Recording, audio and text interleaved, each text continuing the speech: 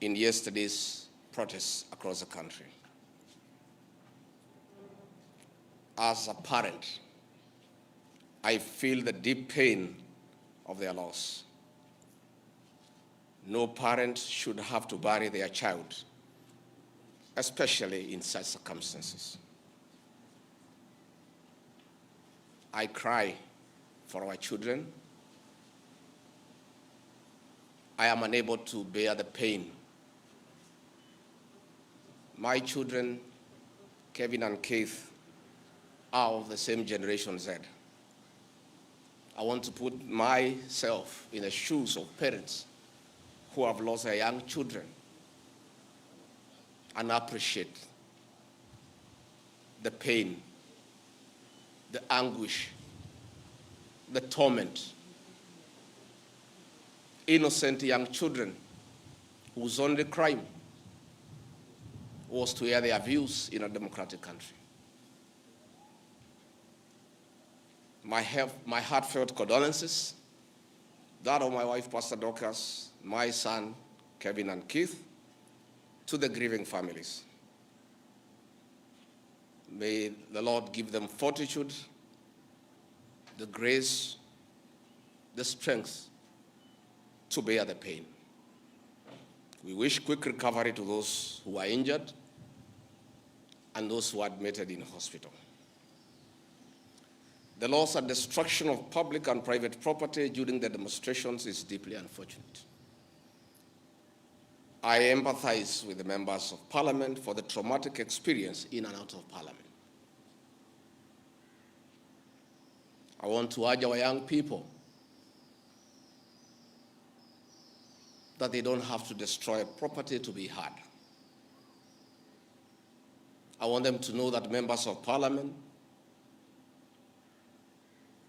are free to exercise their voting right. And should anyone have a problem with a member of Parliament for a certain decision that he or she has made, you'll have an opportunity in the next general election to express your displeasure. Most of those offices that have been touched are public offices put up with the public funds. It's very, very unfortunate. The violence witnessed across the country was unnecessary and uncalled for because violence begets violence. It is unfortunate that it had to get to this. Dialogue is critical to avert similar occurrences in the future. It is now time for restraint and reflection to avoid recurrence of these unfortunate and unprecedented events. The decision by our President this evening to withdraw the finance bill after listening to the people of Kenya is the new beginning that should nurture the culture of consultation and engagement. The President, in his own admission, has listened to the people and admitted there was a problem that the people were opposed to the bill in its entirety. It is also the beginning of acknowledging that there is a disconnect between the people and their government. I really want to thank the President for listening to the people as he should be. The President, myself, and elected leaders are servants of the people. Going forward, this should be the norm, listening to the people. I'm on record for the last 3 months of asking leaders to listen to the ground. And I'm happy that my boss, my President, has listened to the people of Kenya. As a truthful and honest man, I must acknowledge that we must engage Generation Z and other young people and all Kenyans, including the church, business community, on critical issues facing them. It seems that either we have not listened enough or we have not communicated our intentions effectively, yet many have voiced their concerns. I would like to take this opportunity to ask our leaders to stop the culture of castigating the people with different views and opinions. It is time for leaders to tone down and stop the habit of talking down to the people. And this brings me to the critical issue why I've called this press conference. As Deputy President of the Republic of Kenya, I and President William Ruto were on the ballot and were given a mandate by the people of Kenya directly. I am an elected Deputy President, I'm not appointed. I therefore have a responsibility to the people of Kenya, and that responsibility is informed by my belief that honesty and truth are critical components of leadership. We have lost lives, property destroyed, anarchy, fear, uncertainty. How did we get here? How did we get here? We were just elected the other day as a very popular government. Where did the rain begin to beat us? Where did we stop listening to the people? President William Ruto and I were the darling of the Kenyan people by listening to them, by engaging them.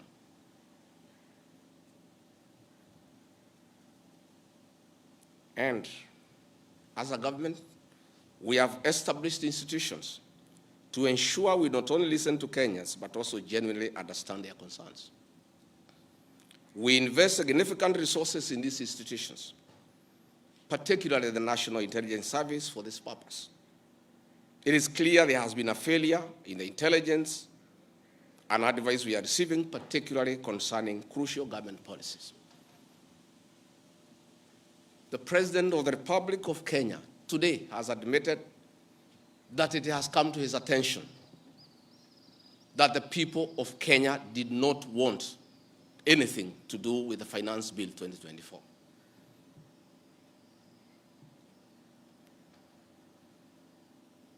The President has now agreed that we need to listen to the people. And I sympathize with my boss, President William Ruto, because this information was not available to him. I know President William Ruto. Had he known 2 months ago that the people of Kenya did not want anything to do with the Finance Bill 2024, he would not have asked his parliamentary party to push it through. Yet, we have an organization paid by the public to give him and government such information. And that is where the problem is. We have a dysfunctional National Intelligence Service that has exposed the president, the government, and the people of Kenya. Had the National Intelligence Service briefed the president 2 months ago about how the people of Kenya feel about the Finance Bill 2024, so many Kenyans would not have died. Property would not have been destroyed. Offices would not have been touched. There would have been no mayhem. But they slept on the job. It had to take people to die, property to be destroyed, protests across the country for the president to know the truth of what the people of Kenya feel. Yet, there is an organization paid for by the public to brief the president and the government about the feeling of the Kenyan people. Officers of the National Intelligence Service, officers of the National Police Service have told me in confidence they did not get advance intelligence briefs about the magnitude of the protest in Eldoret, in Kericho, in Nairobi, in Githurai, in Embu, in Nyeri. Since independence, there has been protests around Parliament. Never have protesters invaded and gotten inside Parliament. Senior officers have told me in confidence they did not have an advance intelligence brief about the intensity of the protests so that they prepare in advance. The National Intelligence Service slept on the job. And the problem is simple. The Director General of the National Intelligence Service, Nuruddin Haji, was a junior officer in the National Intelligence Service before he was appointed as DPP. When he was appointed to the office of the Director General, because of inferiority complex, he chased away all the people who were senior to him when he was in the service, therefore crippling the capacity of that service and making it dysfunctional.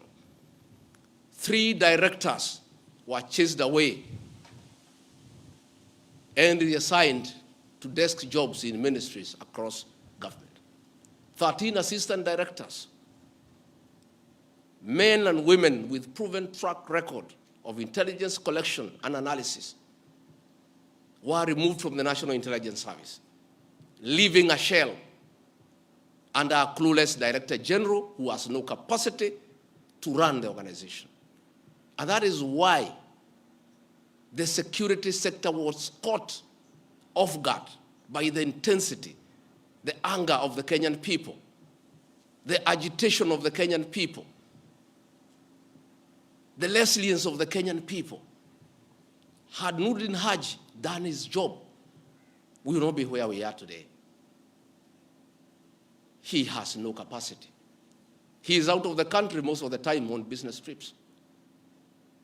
The country is on his own. My boss, President William Ruto, is exposed that he has to back down and admit that he has hurt the people of Kenya. Yet this matter has been in public domain for the last 2 months. I want to say that Nuruddin Haji must take responsibility for the deaths that occurred. He must take responsibility for the mayhem. He must take responsibility for failing President William Ruto. He must take responsibility for failing the government of the Republic of Kenya. He must take responsibility for failing the Kenyan nation by not doing his job and advising correctly. And he must do the honorable thing, not just take responsibility, but resign from that office and allow the president to pick a competent Director General. I want to request President William Ruto to consider, as a matter of urgency, to recall the 3 directors who are removed from the service and the 13 assistant directors to come and help reconstruct the service and get sanity back to the National Intelligence Service to serve the president, the government, and the people of Kenya. President William Ruto deserves better. He deserves a Director General who knows what he's doing. He deserves a National Intelligence Service that is effective and that can analyze situations and keep him and the government informed on what is going on. It is embarrassing to me as Deputy President that it has taken protests, deaths, mayhem, destruction for the president to know the truth, yet there is an organization charged with that responsibility. I have publicly stated that under this administration, Kenyans are free to criticize the government without fear of reprisal and state agencies. This was a promise made by both the president and I when we were sworn in. I want to call upon overzealous heads of security agencies not to be tempted to use the criminal justice system to manage politics. Let us manage politics the conventional way, through reaching out, consensus, and concurrence. I am informed that members of parliament who voted no have already been targeted by the National Intelligence Service for harassment for their political stand. This is a promise the president and I gave to the people of Kenya, that never again shall we use the criminal justice system to manage politics. I want to say that the president and I gave a categorical promise to the people of Kenya that the issue of abductions and extrajudicial killings will never happen again. Sadly, this is back. It is unbelievable that the son of the Honorable Attorney General of Kenya, Justin Bidan Muturi, was abducted at night in a commando style by officers of the National Intelligence Service and held incommunicado for 18 hours. Yet, that is the Honorable Attorney General of the Republic of Kenya. what will happen to other Kenyans?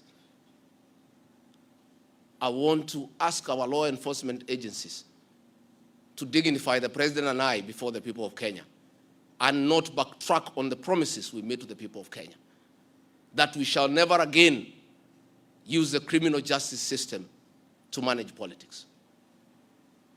Yesterday, Nurdin Haji was trying to put up a team together to craft lies and propaganda and attribute the chaos that were in the country to leaders, I included, former President Uhuru Kenyatta and others. Yet it is very clear, and the president has admitted, that these protests were caused by the anger of the people of Kenya and their refusal of Finance Bill 2024. I want to call on the National Intelligence Service not to take us back to the dark old days of the Nyayo era, where you create propaganda and schemes to undermine leaders and those you don't agree with. I want to say in conclusion, this is a time for reflection and action. And we need to take immediate steps, as the president has guided, and I'm very happy, to engage the Generation Z. And I want to call that generation to tell us whom to engage, because they are leaderless, they are tribeless, they have no organizational structure, but we would like to engage the right people. There could be a temptation among some young people around us in government to pick some friends of theirs and attempt to bring them for discussion. So I want to challenge our young people and salute them for their courage and conviction and the love for their motherland to come up with a structure on how they can engage government in accordance with what President William Ruto has guided this afternoon. In view of the very wise decision by the president, in conformity with the wishes of the Kenyan people, to withdraw Finance Bill 2024 that was in contention, as Deputy President of the Republic of Kenya and a patriotic son of this country, I want to appeal to Generation Z to call off the protests for tomorrow, because their cry has been heard by the president. The president has accepted that there was an issue, there was a disconnect, and the president has done the right thing. And I think it's only fair that we call off the protest so that we don't have further loss of lives and destruction of property. It's an appeal that I've made as a father, as a parent, to our young children. We love you, we respect you. Please, I beseech you as your father, now that the president has given in and accepted to go with the wishes of the Kenyan people, please, my sons and daughters, I plead with you to save lives, to save bloodshed, to save loss of property and lives. My sons, my daughters, please make an announcement this evening and call off the protest. And then we can begin the process of truthful engagement with the Kenyan people. We can begin an honest conversation on how to work on our country. Finally, I want to ask the president and our government to consider a plan on how to help those families that lost their livelihoods as a result of lack of proper advice by the National Intelligence Service. All these things happened because of government failure. It should never happen. Let us see how to compensate to those families, those who are dead. We help those who are in hospital with bills, and we help to bury them. Again, I want to ask Kenyans not to punish members of parliament for the stand that they took. A government is formed by a political party. Once a government has a program in parliament and decides it is good for the people, members of parliament from that party must toe the line. I don't want you to punish our members of parliament. They just did what is right in terms of our political formation. Allow them to be. Allow them to support their government, because that's why they were elected as members of the government party. Let us not harass them. Let us not abuse them. Let us not attack their properties. They were just doing what the government wanted. And now that the government has decided to do the right thing, I think we should close that chapter.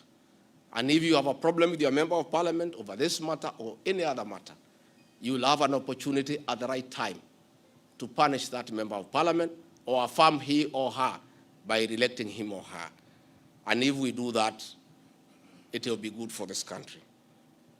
Finally, I also want to ask the president to consider the issues of the demolitions of houses along Nairobi River.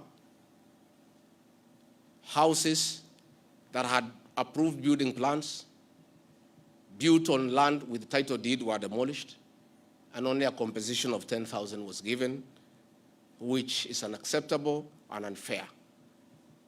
Let us consider any landowner who had a genuine title, who had constructed a house that had been approved by the city authorities for compensation, because it's good to be fair. I really want to thank you and ask the people of Kenya to keep peace and to love one another. Now that this matter of Finance Bill 2024 has been settled, let us all go back to work. Let us be peaceful. Let us not be violent. Let us not talk at each other. Let's try to love one another. We have a beautiful country. We have no other country to run to. Let us not burn our country because of disagreements on issues. And I know as long as we keep on talking to each other, this country is going to places.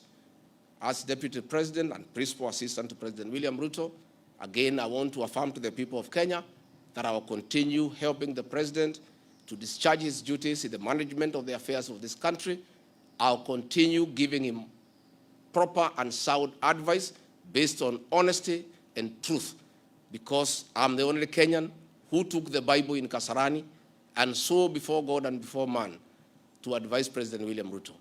Many people have been very unhappy with me for saying things that are truthful, to a point of trying to isolate me because they didn't want me to say the truth. But I'll keep on saying the truth. I'll keep on being truthful and honest, because that is what the people of Kenya expect me to do. Thank you very much, and good evening. Asanteni sana. Tumeshukuru sana. Thank you.